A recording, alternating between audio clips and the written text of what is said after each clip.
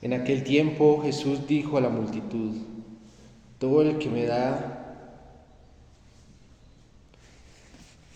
En aquel tiempo Jesús dijo a la multitud, todo aquel que me da el Padre viene hacia mí, y al que viene a mí yo no le echaré fuera, porque he bajado del cielo, no para hacer mi voluntad, sino la voluntad del que me envió. Y la voluntad del que me envió es que yo no pierda nada de lo que Él me ha dado, sino que lo resucite en el último día. La voluntad de mi Padre consiste en que todo el que ve al Hijo y cree en Él tenga vida eterna, y yo lo resucite en el último día. Palabra del Señor. Gloria a ti, Señor Jesús.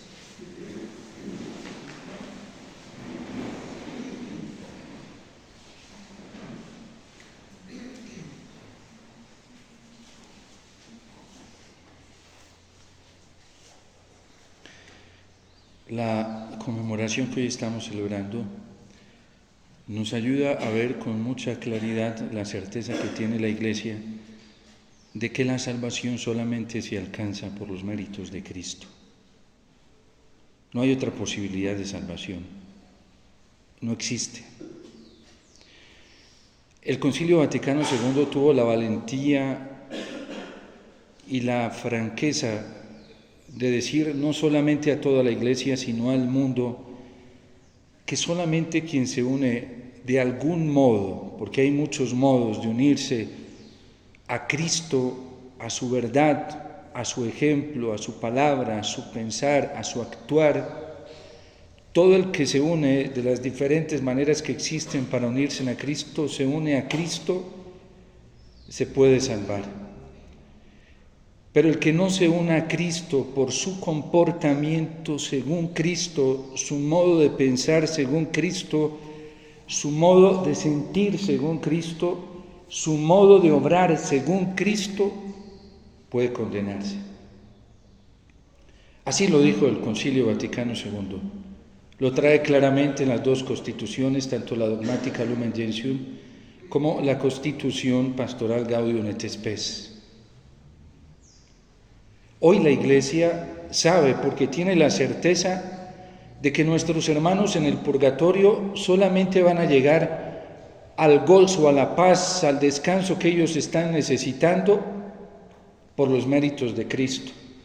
Tanto que hoy la Iglesia nos concede, nos da la oportunidad a los sacerdotes de celebrar 13 Eucaristías, porque no podemos binar sin necesidades verdaderamente urgentes, binar o trinar, sí, pero hoy se nos concede esa oportunidad de celebrar 13 Eucaristías, porque para la Iglesia es claro que solamente lo que esté unido a Cristo es lo que alcanza la salvación. Y hoy lo está diciendo el Evangelio de San Juan. ¿Cuál es la voluntad del Padre? ¿Cuál es el querer de Dios? El querer más profundo de su ser, que nosotros veamos a Cristo y creamos en Él. ¿Y quién cree en Cristo? El que hace lo que Cristo dijo, el que obedece lo que Cristo hizo, el que obedece lo que Cristo pensó, el que obedece lo que Cristo instituyó, el que obedece lo que Cristo quiso y dijo. Esa es la fe. Abraham fue justificado precisamente porque creyó en Dios, obedeciendo lo que Dios le mostraba y lo que Dios le pedía. Nuestros primeros padres fueron arrojados del paraíso y vinieron las consecuencias terribles, como la muerte, que se ha convertido como en una amenaza para muchos, pero en una alegría para otros. Y experimentaron todas esas desgracias porque viendo y escuchando a Dios no obedecieron lo que Dios les había mostrado y lo que Dios les había pedido. Ese es el pecado. El pecado se constituye a veces en una incoherencia entre decir que creo,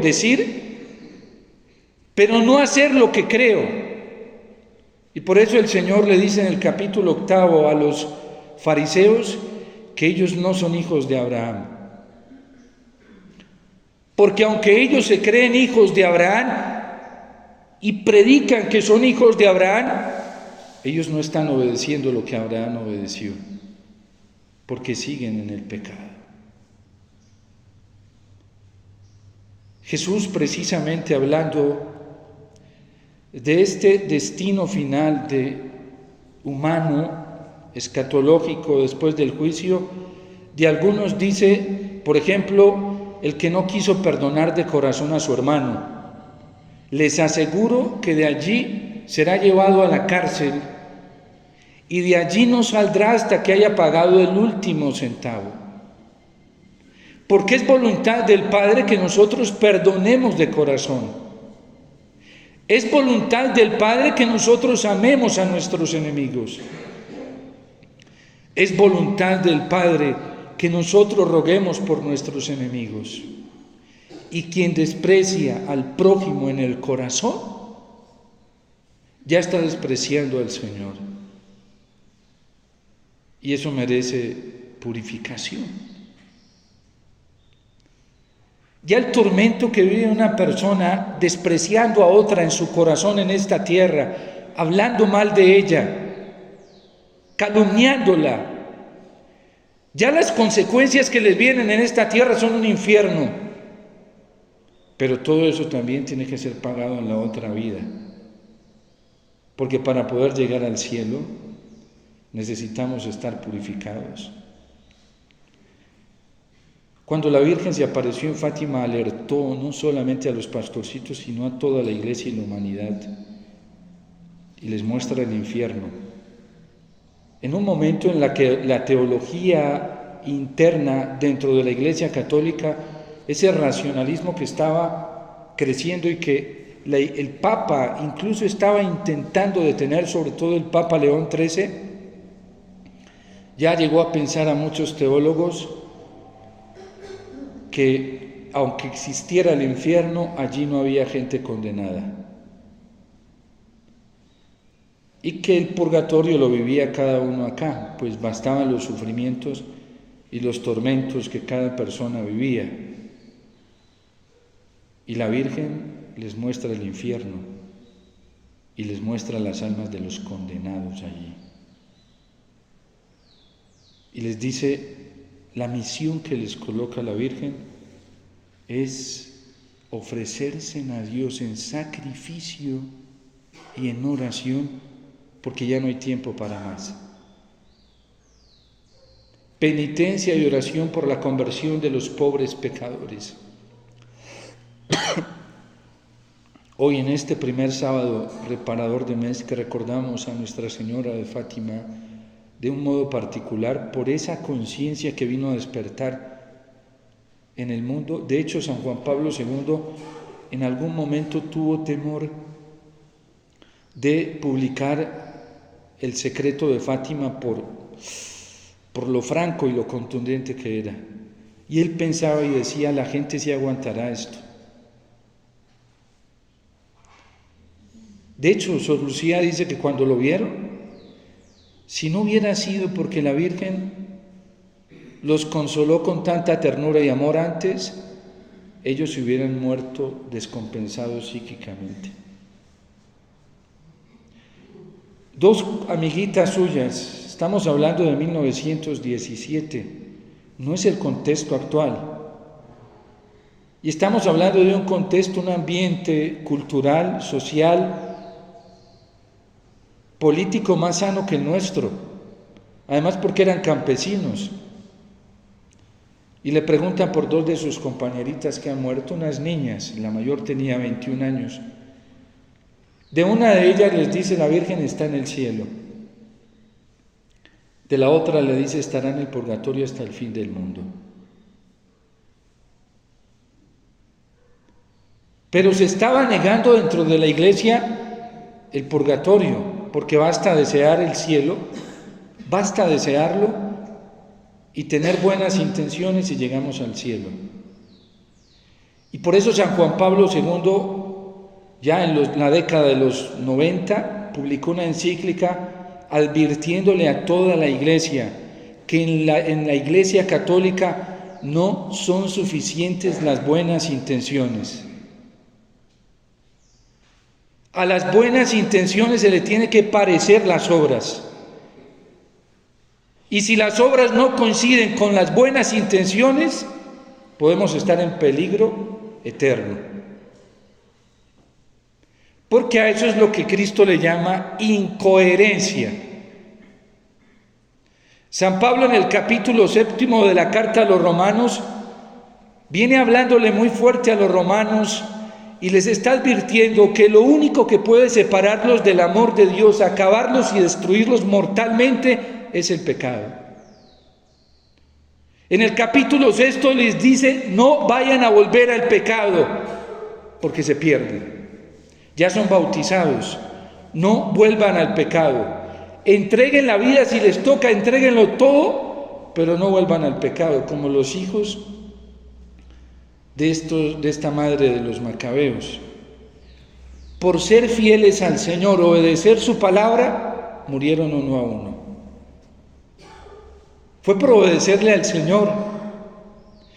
Y en este mundo actual, un cristiano que quiera obedecerle al Señor se debe arriesgar a todo lo que vivió Cristo. A Cristo, ¿por qué lo mataron? Por ser obediente a la voluntad del Padre. Si Cristo hubiera sido desobediente al querer de Dios, no le hubiera pasado lo que le pasó. Ni hubiera sufrido el desprecio, ni lo hubieran criticado, ni lo hubieran calumniado, ni el Sanedrín hubiera lanzado un juicio y le hubiera dado la condena a muerte, ni le hubieran pedido la condena a muerte de Pilato, por ser obediente al Padre. Llegar al cielo es muy fácil. Es lo más votado de la vida, ¿sí? Porque es tomar la determinación radical de ser obedientes a Dios en todo, y ya lo podemos hasta experimentar en esta tierra. Pero perderse el cielo también es muy fácil, en un mundo que en su mayoría se ha rebelado abiertamente contra Dios, e incluso muchos dentro de la iglesia. Y lo más grave de todo hoy es que están cambiando, ¿sí?, la doctrina evangélica. Por eso San Pablo le advierte a los Gálatas: aunque viniese un ángel de Dios y les predicase un evangelio diferente al que yo les anuncié al principio, anatema, no lo escuchen, no lo reciban, no lo acepten. Y así yo mañana venga y les predique otra cosa diferente a lo que les enseñé inicialmente, anatema sea. Pero ustedes no pueden dejarse engañar. Por eso hoy me decía un sacerdote a quien yo quiero mucho y además lo admiro. Me dijo un día a la risa, así iba con él en el carro. Me dice: padre, imagínese que esta semana tuvimos un encuentro con nuestro superior y nos dijo a todos que si queríamos aprovechar, esta era la mejor época para el martirio y para la santidad.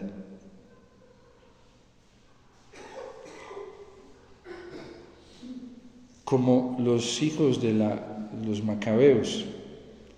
Esa madre dice que a su ternura femenina le añadió la actitud varonil y le dijo a sus hijos: denlo todo por Dios. Ustedes no me deben a mí, se lo deben todo a Dios. Yo solo los llevé 9 meses, Dios les ha dado la vida, no fui yo. Qué firmeza, qué franqueza. Como quien dice: por si ven que yo de pronto me dejo llenar de miedo, a mí no me hagan caso. Háganle caso a Dios. Sean obedientes a Dios. Y al más chiquitico de todos le dice: mira cómo tus hermanos dieron testimonio, tú no te vayas a echar para atrás. Porque Dios, yo no te puedo dar la vida eterna, Dios te la va a dar. Todos los que nos hablan tanta fanfarronería dentro de la iglesia no nos van a dar la vida eterna. Nadie tiene ese poder. El único que da la vida eterna es Cristo si estamos en comunión con Él. Yo no puedo aceptar un consejo de alguien que me diga, no te preocupes, que Dios no piensa así. Y yo voy a la Biblia y leo algo, y dice, no, lo que pasa es que eso hay que interpretarlo de otra manera. Yo no puedo hacerle caso a eso. Por eso el Señor, cuando llamó a San Francisco, estando la iglesia tan mal, porque se lo dijo, mi casa está en ruinas, Francisco, comprendió que lo que él tenía que hacer era volver al Evangelio. A mí me asombra mucho el nivel de oscuridad en el que está viviendo la gente hoy. Es espantoso. Ya tienen muerte en vida. Y yo le digo a las personas, porque hay gente que viene y me dice, Padre, es que la palabra de Dios dice esto. Y entonces yo, como trato de meditarla todos los días y trato de ser, digo, a mí no me cuadra, eso que tú me estás diciendo yo nunca lo he visto. ¿En qué parte está? Padre, yo no sé, pero ahí está en la Biblia. Pero dime dónde está, porque yo eso no lo he visto. ¿Tú lo has leído? No, lo que pasa es que le escuché a alguien que estaba en la Biblia.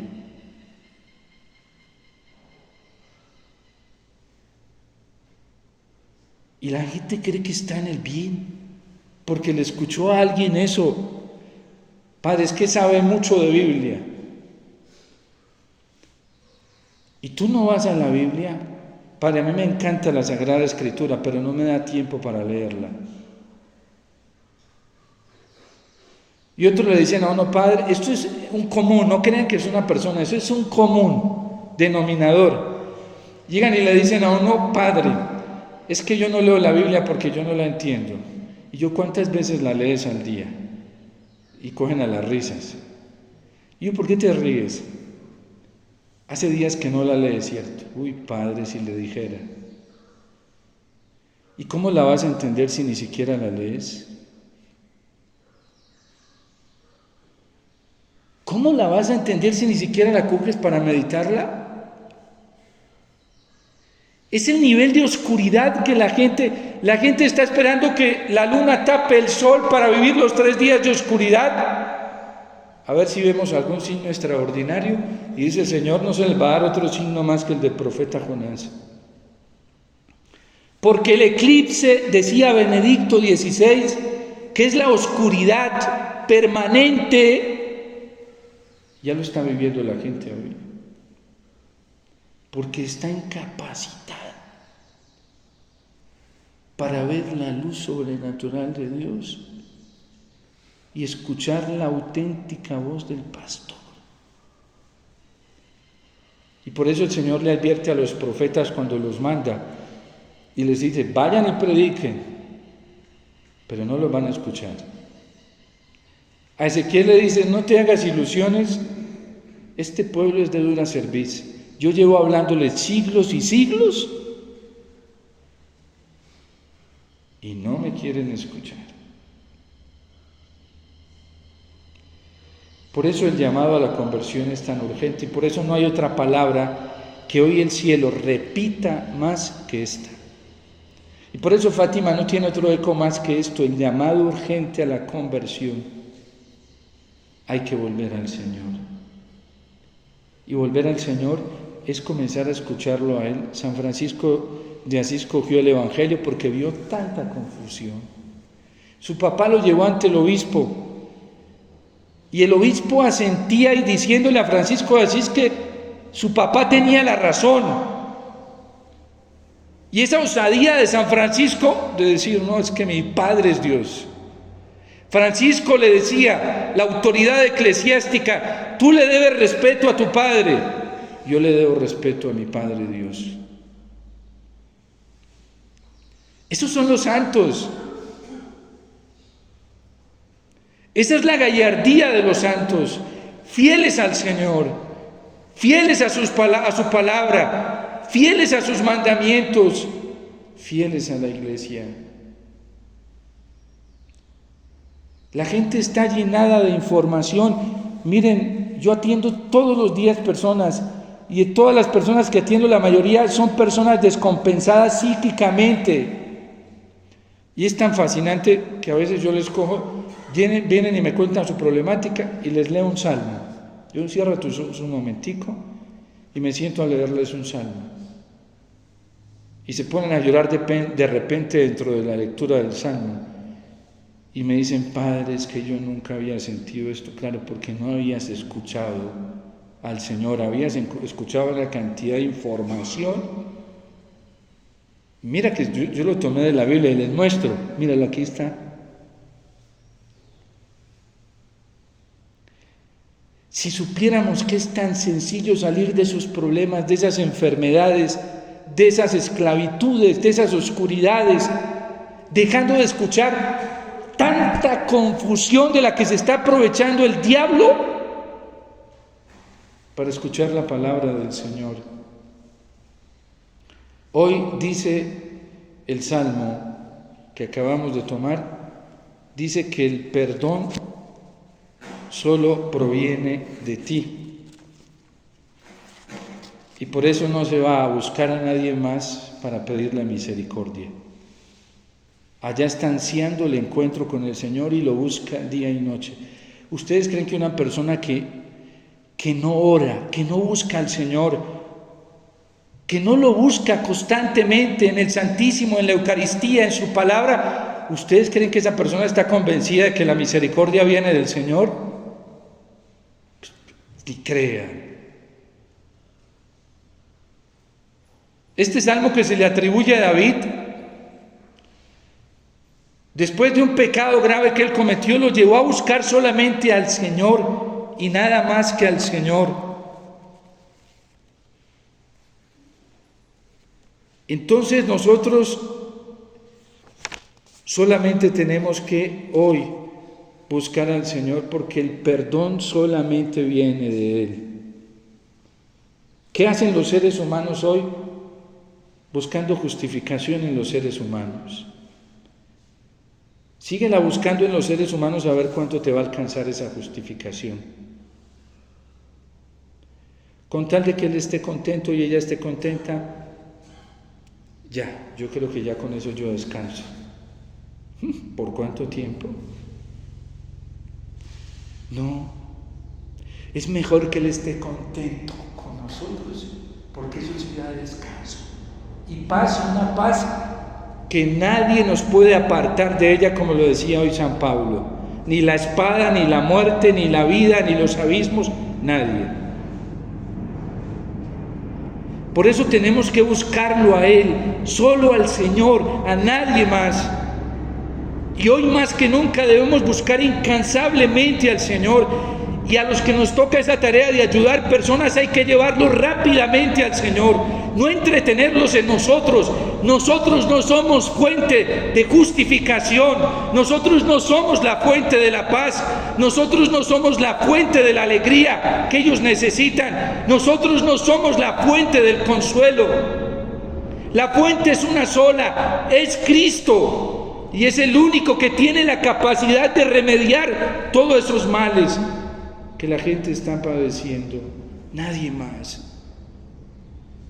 No hay nada más hermoso cuando uno llega delante del Señor y solo es postrarse delante de Él y decirle: Señor, aquí estoy, aquí con estas cargas en mi corazón, y uno ni se da cuenta, es tan rápido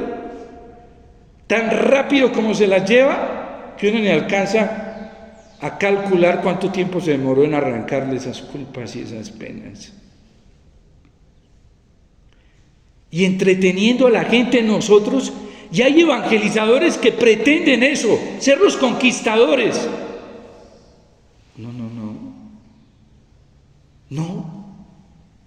Por eso el mundo está como está y los países están peleando como se pelea, porque todos son los caudillos, los verdaderos liberadores, y todos están peleando por mostrarse que ellos son los que verdaderamente van a salvar a la humanidad. Y ahí hay potencias ya que se están peleando el poder y el control total del mundo,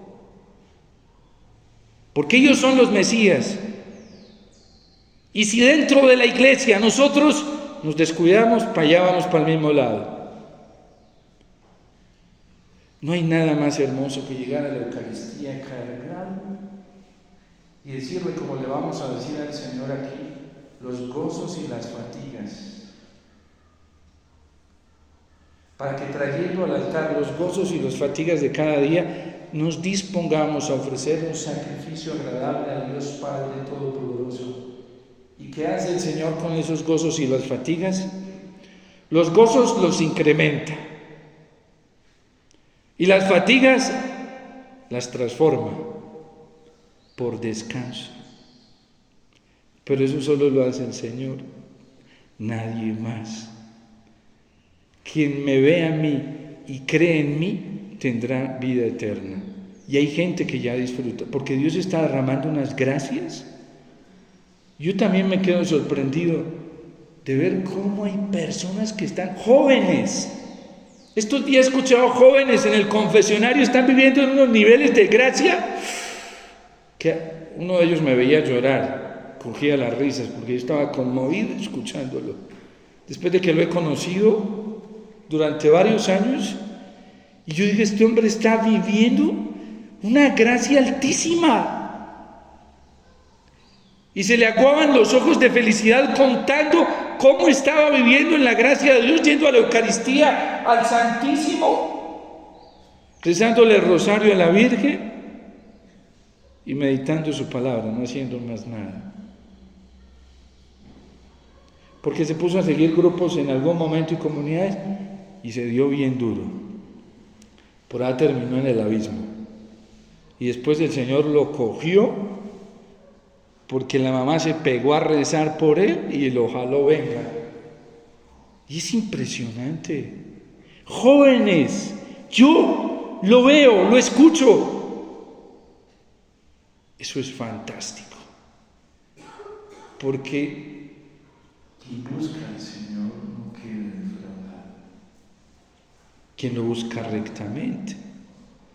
Porque quien viene a misa con otras intenciones, sí. No porque quiere verlo a Él. Y tenemos que tener nuestras intenciones muy puras. Querer ver al Señor.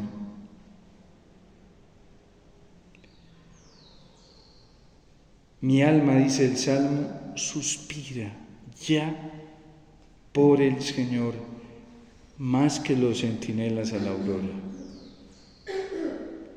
Pregúntenle a los que trabajan en la vigilancia cuál es el momento más deseado, los que vigilan en la noche. ¿Cuál es el momento más deseado para ellos? Que llegue rápido la mañana, sí, para poder salir a descansar. Y aquí está diciendo, mi alma anhela al Señor más que el centinela a la aurora. Así estamos buscando nosotros al Señor en un tiempo de tanta necesidad. Porque el que lo busca así, se lo va a encontrar rápidamente. Y cuando lo encuentre, no va a querer soltarlo. Va a estar dispuesto a pagar el precio que sea, el que sea, por quedarse con él. Así sea la propia vida, como lo hicieron nuestros hermanos mártires. En esta conmemoración de los fieles difuntos, donde ellos todavía están purificándose, todavía no logran llegar a esto y necesitan de nuestra oración, de nuestro sacrificio, de nuestras penitencias, porque ya no pueden hacer nada por sí mismos. Antes sí, ya no, dependen de lo que nosotros hagamos por ellos. Ojalá nunca nos olvidemos de nuestros hermanos en el purgatorio, porque sufren mucho. Ven a Dios, pero no lo pueden experimentar todavía y ellos saben por qué. Y no reniegan, lo agradecen, porque saben que es justo lo que están viviendo. Y Dios sufre mucho, porque quiere tenerlos con ellos, pero la justicia, como Él es justo, todavía no se lo permite. Entonces, que hoy nosotros aprovechemos esta maravillosa oportunidad para unirnos al Señor siempre. Y este es un tiempo preciosísimo para obedecer la voluntad del Señor, no nos dé miedo. Cuando el diablo nos mete miedo frente a ser radicales de la voluntad de Dios, quiere decir que por ahí es. porque el que tiene miedo es Él y nos pega ese miedo a nosotros y le hacemos caso. Él sabe lo que es una persona que le obedece al Señor. Es un tormento para el infierno.